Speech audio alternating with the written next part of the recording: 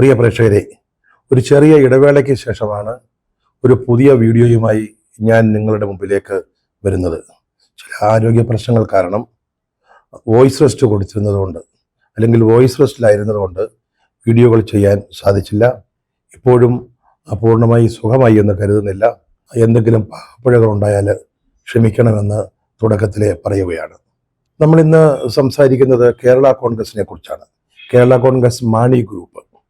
Kerala Congress Mani group UDF ചേരുമോ ചേരില്ലയോ, അതൊക്കെ അവർ തീരുമാനിക്കേണ്ട കാര്യങ്ങളാണ്.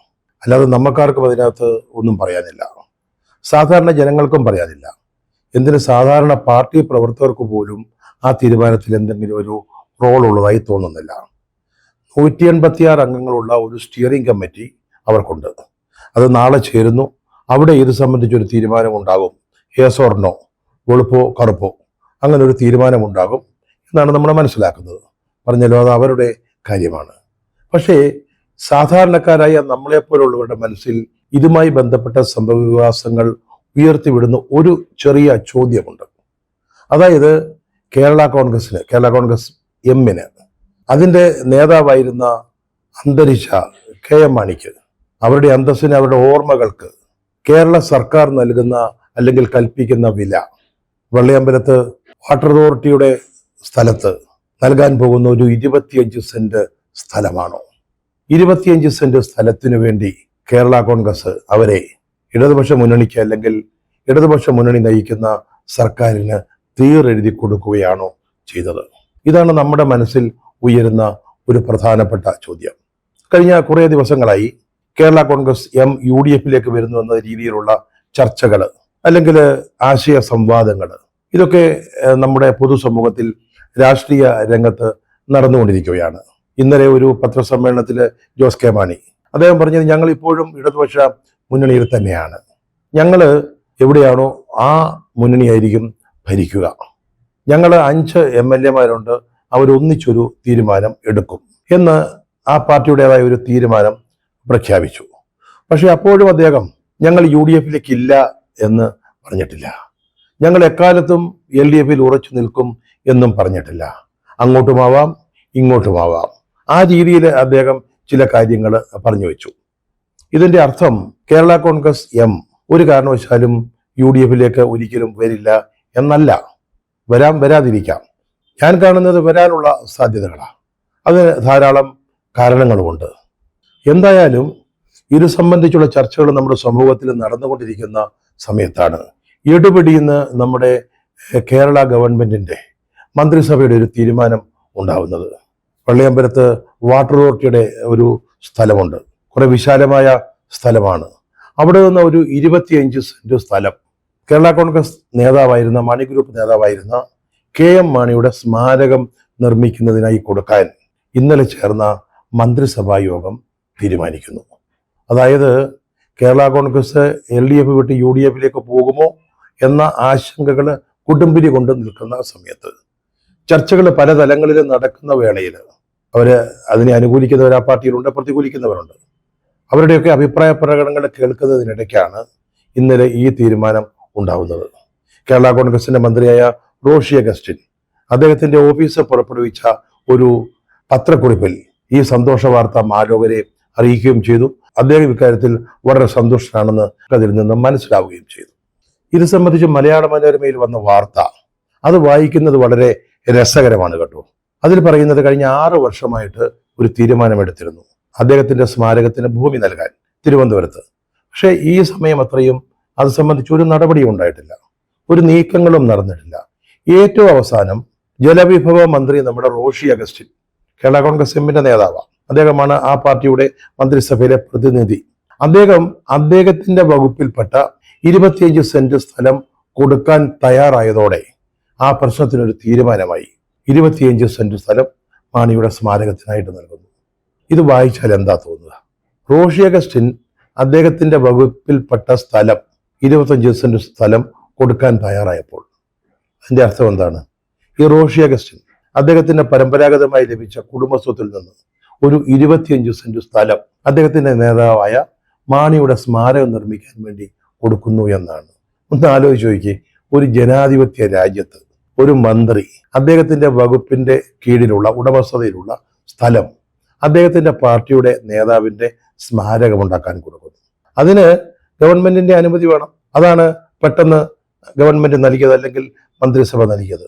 ഇതിൽ LDFന്റെ ഒരു തന്ത്രം എന്താ, അല്ലെങ്കിൽ CPMന്റെ ഒരു തന്ത്രം എന്താ? വളരെ മനോഹരമായ ഒരു തന്ത്രം, വളരെ നൈസായിട്ട് അവരങ്ങ് നടപ്പാക്കുക ചെയ്തത്. അതായത് ഒരു പിടി മണ്ണിന് അത്രയും സ്വർണത്തിന്റെ വിലയുള്ള ഒരു സ്ഥലത്ത്, വെള്ളയമ്പലത്ത് കവടിയാറിനോട് ചേർന്ന് കിടക്കുന്ന ഈ സ്ഥലത്ത് 25 സെന്റ് സ്ഥലം കൊടുക്കുന്നു. അത് കേരള കോൺഗ്രസിന്റെ മന്ത്രിയായ റോഷി അഗസ്റ്റിൻ പറഞ്ഞതുകൊണ്ടാ, ഞങ്ങളായിട്ട് ചെയ്തതല്ല. എന്നാൽ ഈ പാർട്ടി മുന്നണി വിട്ടു പോകുമെന്ന ആശങ്ക നിൽക്കുമ്പോൾ ഞങ്ങൾ 25 സെന്റ് സ്ഥലം മാണിയുടെ സ്മാരകത്തിന് കൊടുക്കുകയും ചെയ്തു. വളരെ കൃത്യമായിട്ട് അതിന്റെ ഉത്തരവാദിത്വത്തിൽ നിന്ന് മന്ത്രി നൈസായിട്ട് ഊരി പോവുകയും ചെയ്യുന്നു.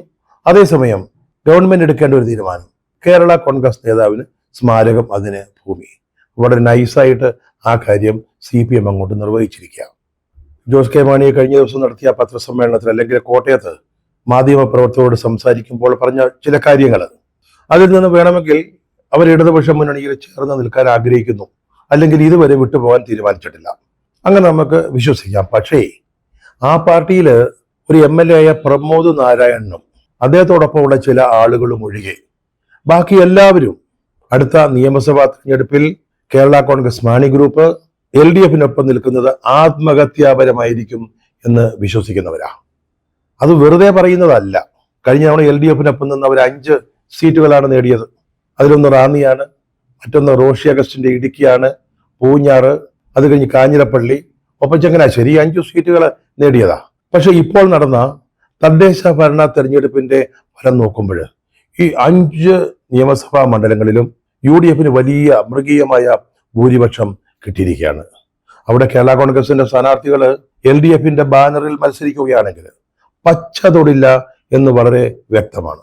കൃത്യമായിട്ട് കേരള കോൺഗ്രസ് നേതാക്കൾക്കും അവരുടെ പ്രവർത്തകർക്കും അറിയാം. അതുകൊണ്ടാണ് ആ പാർട്ടിയിൽ അതിശക്തമായ ഒരു വികാരം.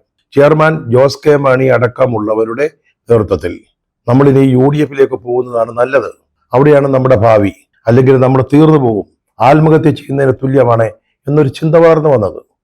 UDFിലേക്ക് പോകേണ്ട എന്ന ശക്തമായ നിലപാട് നേതാക്കളിൽ മന്ത്രി റോഷി അഗസ്റ്റിനും ഒപ്പം ഈ പ്രമോദ് നാരായണൻ എന്ന് പറയുന്ന MLAക്കുമാണുള്ളത്.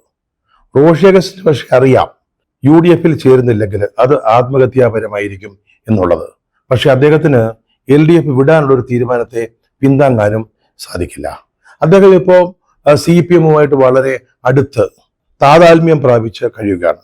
സർക്കാരിന്റെ ഒരു വിശ്വസ്ത മന്ത്രിയായിട്ട് നിൽക്കുകയാണ്.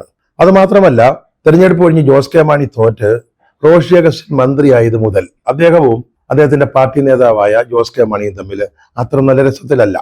കാരണം സ്വാഭാവികമായും ഒരു പാർട്ടിയിൽ നിന്ന് ഒരു മന്ത്രി മാത്രം ഉണ്ടാകുമ്പോൾ അദ്ദേഹത്തിന് ചുറ്റും ഒരു പുതിയ അധികാര വലയം അത് രൂപം കൊള്ളുക വളരെ സ്വാഭാവികമാണ്. അങ്ങനെ റോഷി അഗസ്റ്റിന്റെ കാര്യത്തിലും സംഭവിച്ചു. ജോസ് കെ മാണി അദ്ദേഹത്തെ സംശയത്തോടെ നോക്കാൻ ആരംഭിച്ചു. റോഷി അതേസമയം CPMുമായി വളരെ നല്ല ശക്തമായ ഒരു ബന്ധം സ്ഥാപിച്ച് അത് വളർത്തിക്കൊണ്ടുവരികയും ചെയ്തു. ഇവിടെ വേറൊരു രസകരമായ ഒരു കാര്യം, അദ്ദേഹത്തിന്റെ പേഴ്സണൽ സ്റ്റാഫിലെ ഒരു വളരെ പ്രധാനപ്പെട്ട അംഗം സത്യത്തിൽ CPMകാരനാണ്, CPMന്റെ അംഗമാണ്. സാധാരണഗതിയിൽ കേരള കോൺഗ്രസിന്റെ ഒരു പ്രതിനിധി മന്ത്രിയാകുമ്പോൾ അദ്ദേഹത്തിന്റെ പാർട്ടിയുമായി ബന്ധമുള്ള, ആ പാർട്ടിയോട് അടുപ്പമുള്ള, വിശ്വസതയുള്ള ഒരാളെയാണ് പ്രധാനപ്പെട്ട തസ്തികകളിലെ പേഴ്സണൽ സ്റ്റാഫിലൊക്കെ നിയമിക്കുക. പക്ഷെ CPM അധികാരത്തിൽ വരുമ്പോൾ, അല്ലെങ്കിൽ LDF വരുമ്പോൾ അങ്ങനെയൊന്നുമല്ല. അവരെ കേരള കോൺഗ്രസ് പോലെയുള്ള ചെറിയ പാർട്ടികളിൽ അവരുടെ ആളിനെ തന്നെ താക്കോൽ സ്ഥാനങ്ങളിൽ നിയമിക്കുന്നതിന് നിർബന്ധം ചെലുത്തും. അങ്ങനെ അത്തരത്തിലുള്ള ഒരാളാണ് ഇപ്പോൾ നിൽക്കുന്നത്. അപ്പോൾ ഈ ജലവിഭവ വകുപ്പിൽ നടക്കുന്ന ഏത് കാര്യങ്ങളും അതെങ്ങനെ നടന്നു, എതിരെ നടന്നു, എന്തായിരുന്നു അതിൻ്റെ ആബ്സ്ട്രക്ട്സ്, ഇതെല്ലാം നേരെ ആദ്യം റിപ്പോർട്ട് ചെയ്യുന്നത് നമ്മുടെ മുഖ്യമന്ത്രി പിണറായി വിജയന്റെ ഓഫീസിലേക്കാണ്. പിണറായി വിജയൻ ഇതെല്ലാം കാണുന്നു, ആ ഓഫീസ് എല്ലാം കാണുന്നു. അവരുടെ റഡാറിലല്ലാതെ ഒന്നും ആ വകുപ്പിൽ നടക്കുകയില്ല. അപ്പോൾ വേണമെങ്കിൽ ഈ വകുപ്പിൽ നടന്ന ഏതെങ്കിലും ഒരു ഇടപാടിനെ ആസ്പദമാക്കി വേണമെങ്കിൽ ചില നടപടികൾക്കോ ചില നീക്കങ്ങൾക്കോ ഒക്കെ സാധ്യതയുണ്ട് എന്ന് കരുതുന്നതിൽ വലിയ തെറ്റൊന്നുമില്ല. അങ്ങനെ വേണമെങ്കിൽ സംഭവിക്കുകയും ചെയ്യാം. അത് മാത്രമല്ല, UDFിലേക്ക് പോകുന്നത് സംബന്ധിച്ച് തദ്ദേശ ഭരണ തെരഞ്ഞെടുപ്പിന് മുമ്പ് തന്നെ നമ്മുടെ രാഷ്ട്രീയ രംഗത്ത് ചർച്ചകളുണ്ട്. അങ്ങനെയുള്ള അഭ്യൂഹങ്ങളൊക്കെ ഉണ്ടായിരുന്നു. അന്ന് റോഷി അഗസ്റ്റിനും മറ്റും വിചാരിച്ചത് ജോസ് കെ മാണിയോ മറ്റോ UDFിലേക്ക് പോയാൽ തന്നെ നമുക്ക് LDFന്റെ സഹായത്തോടെ CPMന്റെ പിന്തുണയോടെ വേറിട്ടൊരു പാർട്ടിയായിട്ട് വേണമെങ്കിൽ പാർട്ടിയെ പുലർത്തിക്കൊണ്ട് സ്വതന്ത്രമായി നിൽക്കാമെന്നൊക്കെ ചിന്തിച്ചിരുന്നതാണ്. പക്ഷേ തദ്ദേശ ഭരണ തെരഞ്ഞെടുപ്പിൽ വലിയ വ്യത്യാസമാണ് കേരള കോൺഗ്രസിന്റെ 5 മണ്ഡലങ്ങളിലും ഉണ്ടായിരിക്കുന്നത്. അപ്പോ LDF താങ്ങി നിന്നതുകൊണ്ട് കൂടെ നിന്നതുകൊണ്ട് പ്രയോജനമില്ല എന്ന് റോഷി അഗസ്റ്റിന് ഇപ്പോൾ നന്നായിട്ട് മനസ്സിലാകുന്നുണ്ട്. പക്ഷെ അദ്ദേഹത്തിന് LDF യാത്ര പറഞ്ഞു വരാനുള്ള ധൈര്യം വേണ്ടത്രയില്ല എന്നുള്ളത് അതൊരു സത്യമാണ്. അതുപോലെ പ്രമോദ് നാരായണൻ, അദ്ദേഹം ശരിക്കും പറഞ്ഞാൽ ഒരു കേരള കോൺഗ്രസ്സുകാരൻ അല്ല. അദ്ദേഹം ഒരു പഴയ SFIക്കാരനാണ്. SFIയിൽ സജീവമായിട്ട് പ്രവർത്തിച്ചിരുന്ന ആളാണ്. പിന്നീടാണ് ജോസ് കെ മാണി കേരള കോൺഗ്രസിന്റെ ചെയർമാനാകുമ്പോൾ അദ്ദേഹത്തിന്റെ സഹായിയായിട്ട് അദ്ദേഹത്തെ കടമെടുത്തതാണ്. SFIയിൽ നിന്ന് കടമെടുത്തതാണെന്ന് പറയാം. അദ്ദേഹം ഇവിടെ വരുന്നു, അദ്ദേഹം സ്വാധീനം ഉറപ്പിക്കുന്നു. അദ്ദേഹം വന്നതിന് ശേഷം എന്താ സംഭവിച്ചത്? എത്രയോ വർഷമായിട്ട് മാണിക്കൊപ്പം കേരള കോൺഗ്രസിനൊപ്പം നിന്നിരുന്ന പല ആളുകളും മനസ്സില്ലാ മനസ്സോടെ ആ പാർട്ടിയോട് യാത്ര ചോദിച്ച് പോകേണ്ടി വന്നു. അതാണ് സംഭവിച്ചത്. ഇന്ന് അദ്ദേഹം ആ പാർട്ടിയിൽ ഒരു ശക്തനാണ്, MLA ആണ്. അദ്ദേഹം കൃത്യമായിട്ട് കോൺഗ്രസ് നേതൃത്വം കൊടുക്കുന്ന UDF പോകാൻ ആഗ്രഹിക്കുന്നില്ല. അതാണ് അദ്ദേഹത്തിന്റെ കാര്യത്തിൽ സംഭവിച്ചിരിക്കുന്നത്. ഈ സംഭവവുമായി ബന്ധപ്പെട്ട് നടന്നിരിക്കുന്ന മറ്റൊരു പ്രധാനപ്പെട്ട കാര്യം, പ്രമോദ് നാരായണൻ MLA ഈ കേരള കോൺഗ്രസിന്റെ UDF പ്രവേശനവുമായി ബന്ധപ്പെട്ട വിഷയത്തിൽ കേരളത്തിലെ ക്രൈസ്തവ സഭകളെ വെറുതെ അതിനുള്ളിലേക്ക് പിടിച്ചിട്ടു എന്നുള്ളതാണ്. അതിന്റെ ഉദ്ദേശം എന്താണെന്ന് സത്യത്തിൽ മനസ്സിലാകുന്നില്ല. അദ്ദേഹം കഴിഞ്ഞ ദിവസം പറഞ്ഞത് കേരള കോൺഗ്രസ് UDF ചേരണമെന്ന് ക്രൈസ്തവ സഭകളിൽ നിന്ന് സമ്മർദ്ദമുണ്ട് എന്നുള്ളതാണ്. ഇത് ശരിക്കു പറഞ്ഞാൽ സഭകളുടെ നേർക്കുള്ള ഒരു വലിയ കുറ്റാരോപണമാണ്. സഭകള് രാഷ്ട്രീയ കാര്യങ്ങളിൽ ഇടപെടേണ്ടവരല്ല. അതേസമയം സഭ ഞങ്ങളുടെ പാർട്ടിയുടെ തീരുമാനങ്ങളെ അല്ലെങ്കിൽ ഞങ്ങളുടെ നയത്തെ, ഞങ്ങളുടെ നിലപാടുകളെ സ്വാധീനിക്കാൻ ശ്രമിച്ചു അല്ലെങ്കിൽ സമ്മർദ്ദം ചെലുത്തിയെന്ന് ഒരു പ്രധാനപ്പെട്ട MLA തന്നെ പറഞ്ഞിരിക്കുക. ക്രൈസ്തവ വിഭാഗങ്ങളിലെ ചില സഭകള് കേരള കോൺഗ്രസിന്റെ നേതാക്കളുമായിട്ട് അടുത്ത ബന്ധമുള്ളവരുണ്ട്. അവരുമായി പല കാര്യങ്ങൾ സംസാരിക്കാറുണ്ട്, ചില ഉപദേശങ്ങൾ നൽകാറുണ്ട്. അതൊക്കെ ശരിയാണ്.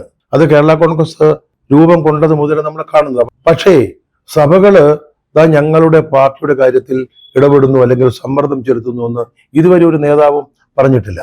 അങ്ങനെ ഒരു ചർച്ച എതിരാളികൾ പറഞ്ഞ് പ്രചരിപ്പിക്കുന്നതല്ലാതെ പാർട്ടി വൃത്തങ്ങൾ തന്നെ അത് സമ്മതിക്കുക എന്നുള്ളത് അതെന്തിന്റെ പേരിലാണെന്ന് മനസ്സിലാകുന്നില്ല. ഒരുപക്ഷെ സഭാ നേതൃത്വത്തെ നിശബ്ദരാക്കാനാവാം, അല്ലാതെ എന്തിനാണ്? അങ്ങനെ ഏതെങ്കിലും ഒരു പാർട്ടിയുടെ നേതാവ് പറയുമോ? കോൺഗ്രസിന്റെ ഒരു നേതാവ് പറയുമോ? ഉത്തരവാദിത്തപ്പെട്ട ഒരു MLA പറയുമോ ഞങ്ങളുടെ പാർട്ടിയുടെ കാര്യങ്ങളിൽ ക്രൈസ്തവ സഭകൾ ഇടപെടുന്നുവെന്ന്?